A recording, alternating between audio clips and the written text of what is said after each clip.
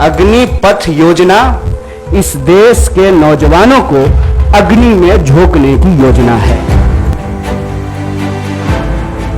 कोई नेता का बाल बच्चा आर्मी में नहीं जाता है, जाता है, प्रधानमंत्री भी जाते हैं फोटो खिंचवाने के लिए। लेकिन आप एक एक मंत्रियों का बयान सुन करके देख लीजिए। जो लोग अग्निपथ योजना का फायदा गिना रहे हैं, ऐसा लग रहा है कि कोई चीज वो बेचने की कोशिश कर रहे हैं।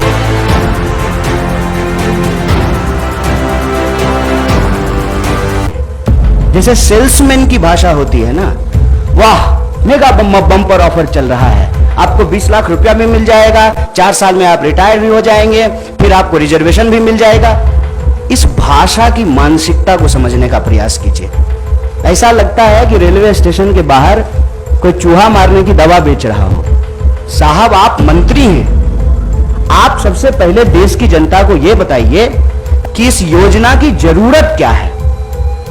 हर साल जब 50,000 से ज्यादा भर्तियां और नियमित भर्तियां, जिसमें टीए भी है, डीए भी है, पेंशन भी है, सेंट्रल स्कूल में एडमिशन का भी प्रावधान है, रेलवे का भी टिकट मिलेगा, हवाई जहाज का भी टिकट मिलेगा, और अगर सर्वोच्च बलिदान आप देते हैं, आपको शहादत होती है, तो आपके परिवार का भी ख्याल रखा जाएगा।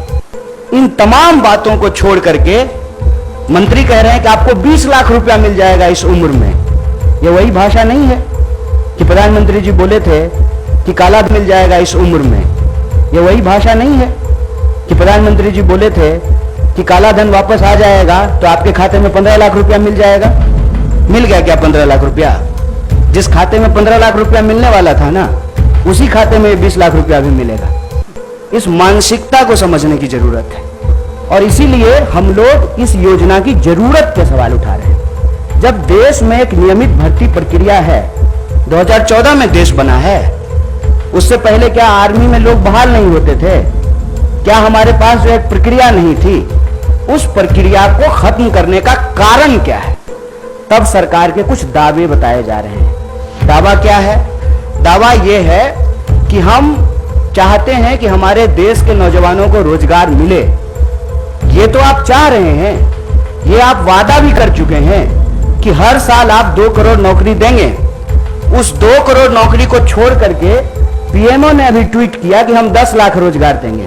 साहब, अगर आप रोजगार देने के लिए सीरियस होते, 28 लाख पोस्ट जो हैं वो सिर्फ सेंट्रल गवर्नमेंट में रिक्त पड़ा हुआ है, और आप स्टेट गवर्नमेंट में जाकर के देख लीजिए, भर्तियां नहीं की जा रही है। हकीकत क्या है? हकीकत यह है कि ये असली बात देश की जनता से छुपाना चाहते हैं। असली बात क्या है?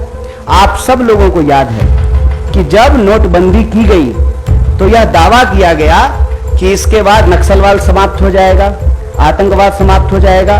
कल ही जो है एक सब इंस्पेक्टर की फिर से टारगेटिंग किलिंग की गई है। नक्सलवाद की घटनाएं हो रही हैं, आतंकवादी घटनाएं लगातार हो रही हैं। अगर नोटबंदी करने के बाद आतंकवाद समाप्त हो जाता तो पुलवामा की घटना कौन करके गया है?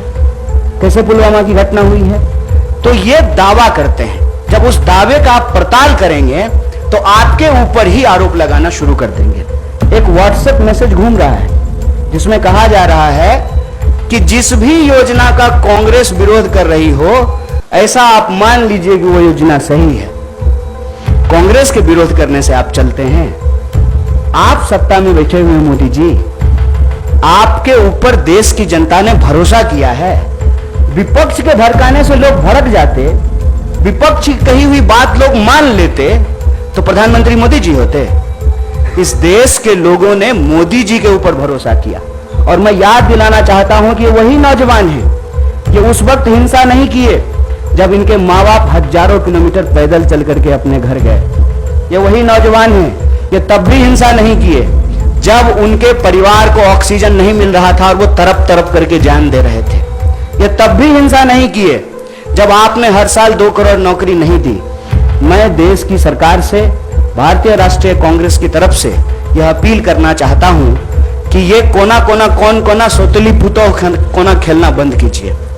आप हकीकत में बताइए कि रियलिटी क्या है। क्या आपने विपक्ष को पूछा? आपने विपक्ष को पूछा कि हम कोई योजना ला रहे हैं? आपने कोई पार्लियामेंट्री कमेटी की मीटिंग की या आपने नौजवानों को पूछा कि हम आपका भलाई करना चाहते हैं किसानों की तरह, और नौजवान कहते हैं कि हमको ये भलाई नहीं चाहिए। इस मनोदशा को समझिए साहब।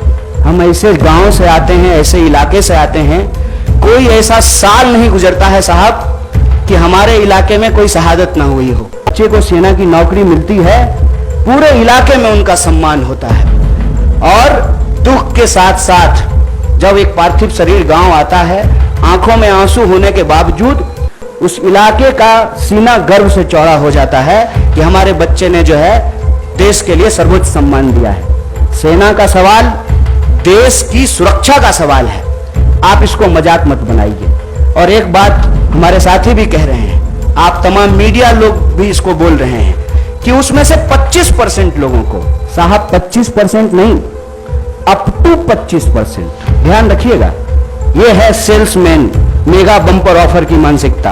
अप टू 25% क्या होता है, मतलब 25% की भी गारंटी नहीं है।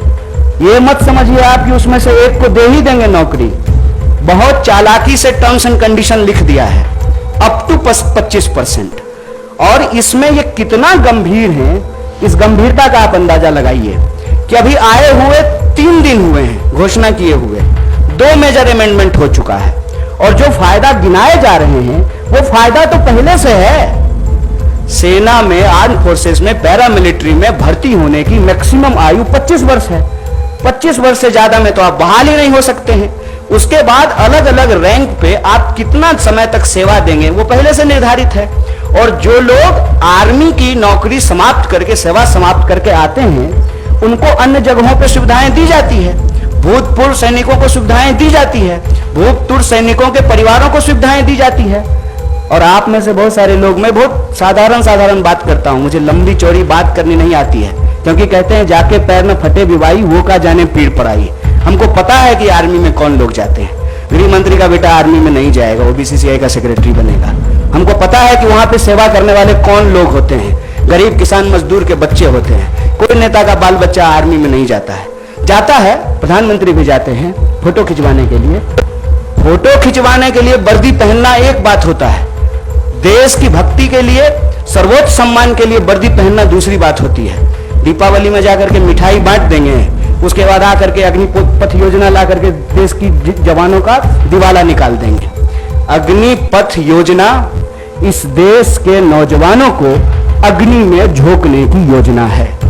इस योजना को सरकार को तुरंत वापस लेना चाहिए, और ये जो लॉलीपॉप वाली भाषा है ना, इस लॉलीपॉप की भाषाओं को बंद करना चाहिए।